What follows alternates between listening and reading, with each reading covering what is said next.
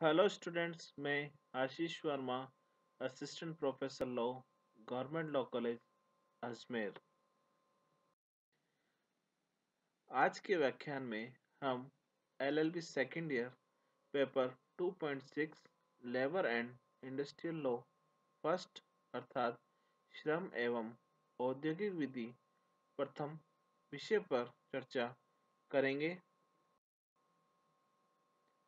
Syllabus के according paper 2.6 labour and industrial law first के अंतर्गत हमारे द्वारा कुल 5 अधिनियमों का अध्ययन किया जाना है, जिसके अंतर्गत पहला द ट्रेड यूनियन एक्ट 1926 अर्थात व्यवसाय संघ अधिनियम 1926, दूसरा the payments of wages act 1936 मजदूरी भुगतान अधिनियम 1936,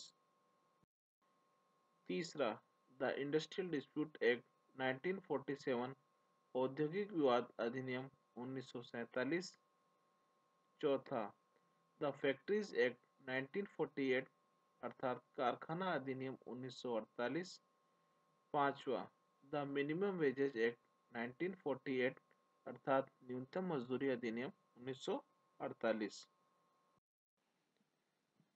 आज के व्याख्यान में जिस अधिनियम पर हम चर्चा प्रारंभ करने जा रहे हैं उसका शीर्षक है द इंडस्ट्रियल डिस्प्यूट एक्ट 1947 अर्थात औद्योगिक विवाद अधिनियम 1947।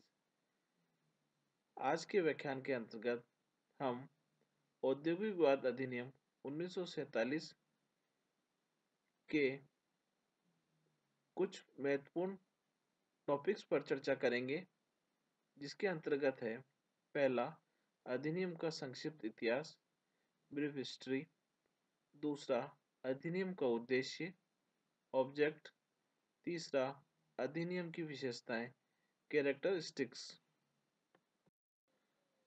अब सबसे पहले है संक्षिप्त इतिहास अर्थात ब्रीफ हिस्ट्री।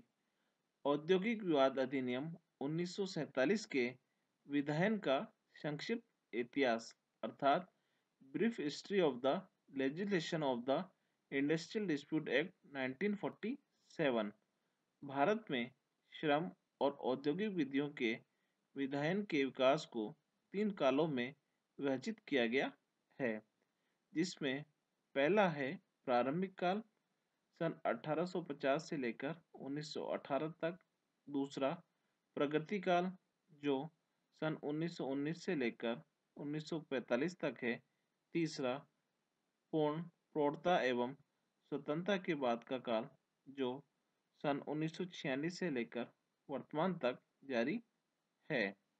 इस अधिनियम के विधायन का प्रारंभ भारतीय स्वतंत्रता वर्ष 1947 से पूर्व उस समय से होता है जब सन 1919 में प्रथम विश्व युद्ध समाप्त होने पर सारे संसार में एक नई औद्योगिक क्रांति का जन्म हुआ और बड़े पैमाने पर कल कारखानों की स्थापना के साथ साथ मशीनों का निर्माण प्रारंभ किया गया, जिसके परिणाम स्वरूप औद्योगिक क्षेत्रों में जहां श्रमिकों की संख्या में बेतहाशा वृद्धि हुई, वहीं अनायास ही उन श्रमिकों को एक संगठित बल भी प्राप्त हुआ।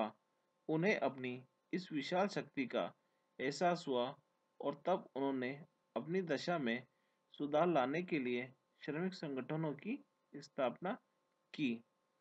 अभी तक इस क्षेत्र में जितने भी कानून बनाए गए थे वे सभी पक्षपातपूर्ण थे, मिल मालिकों की ही तरफदारी करते थे और श्रमिकों का शोषण रोक नहीं सके थे।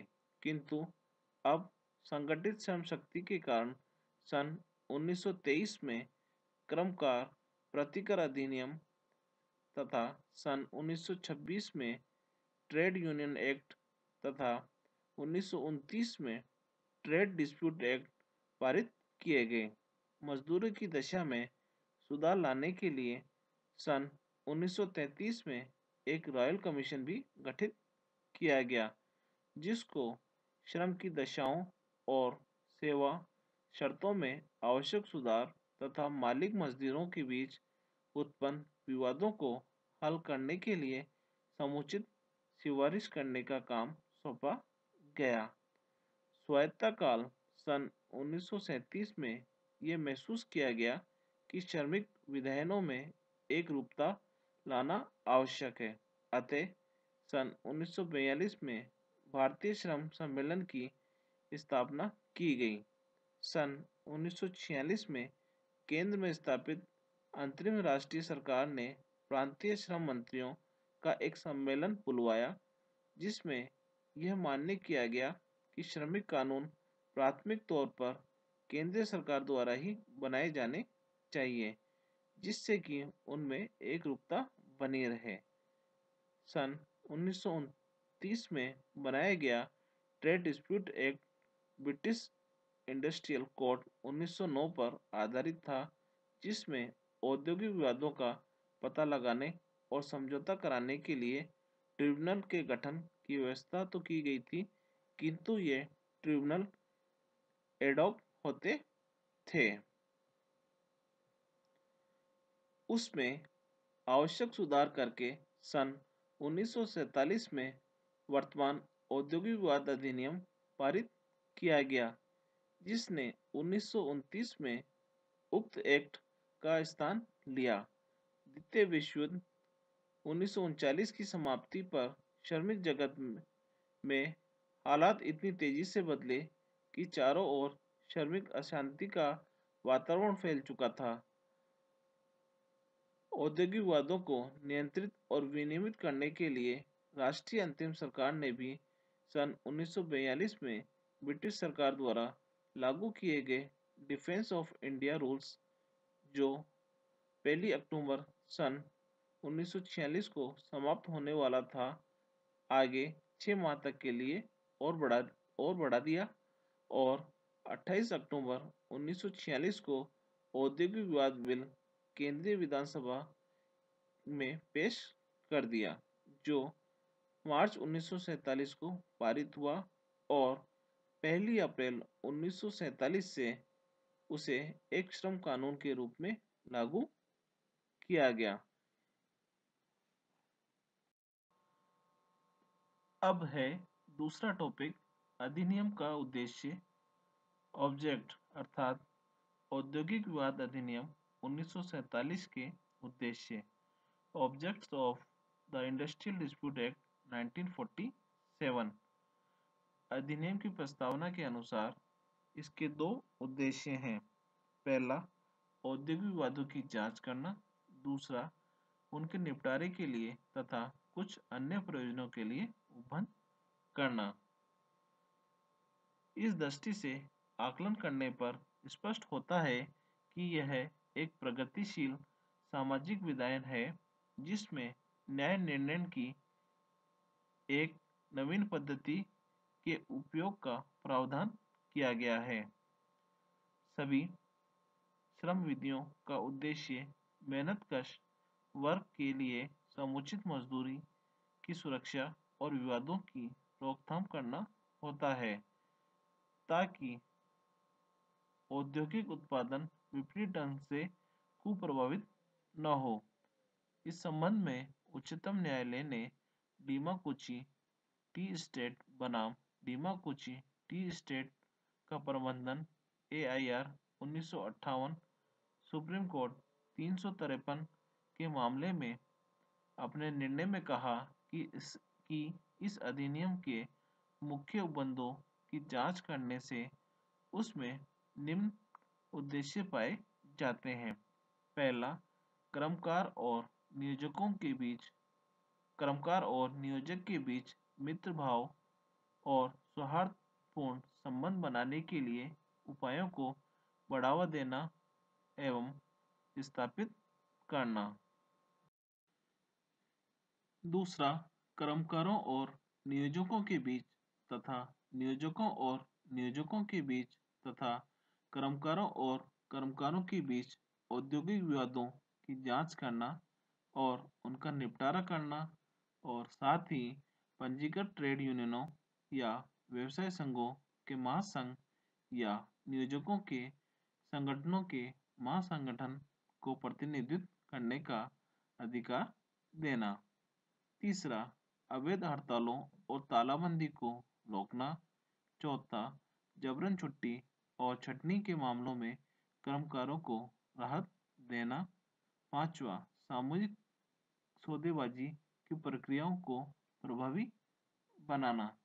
इसके अतिरिक्त अधिनियम में कुछ अन्य उद्देश्यों की भी पूर्ति करता है, जैसे औद्योगिक वादों के निपटारे के लिए प्रभावकारी यंत्र की व्यवस्था करना, जैसे हड़ताल और तालाबंदी को प्रतिषिद्ध और प्रतिबंधित करना, जैसे छटनीशुदा कर्मकारों को छटनी मुआवजा की व्यवस्था करना, जैसे जबरी छुट्टी के संबंध में कुछ नियमों की व्यवस्था करना।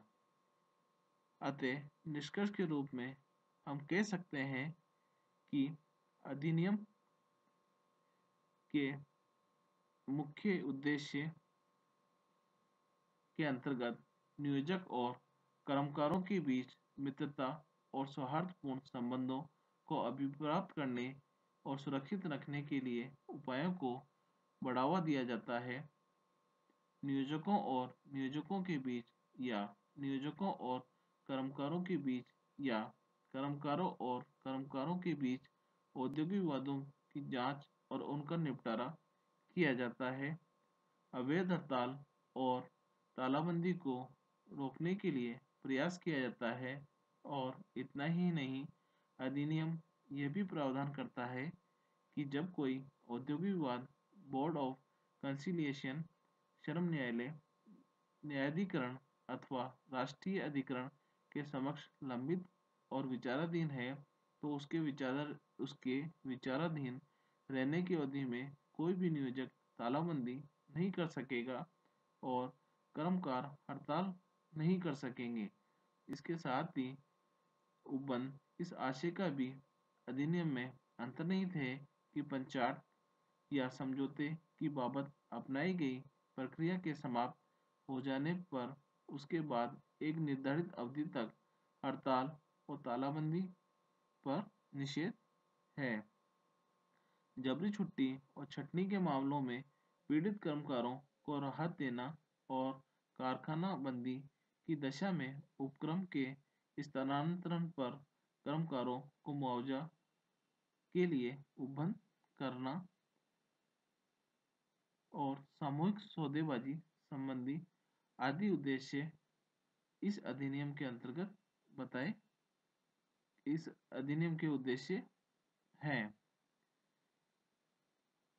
क्रिश्चियन मेडिकल कॉलेज हॉस्पिटल कर्मकार संघ और अन्य बनाम सीएमओ वेल्लोर और अन्य 1987 के बाद में उच्चतम न्यायालय ने कहा है कि अधिनियम 1947 औद्योगिक वाद अधिनियम 1947 अंतर्राष्ट्रीय श्रम संगठन के निर्णयों के अनुसार नियोजक और नियोजितों के बीच औद्योगिक वादों की जांच तथा निराकरण के यंत्र को अस्तित्व में लाने के उद्देश्य से पारित किया गया है और वह सामूहिक सौदेबाजी के निमित्त एक यंत्र उपलब्ध कराता है।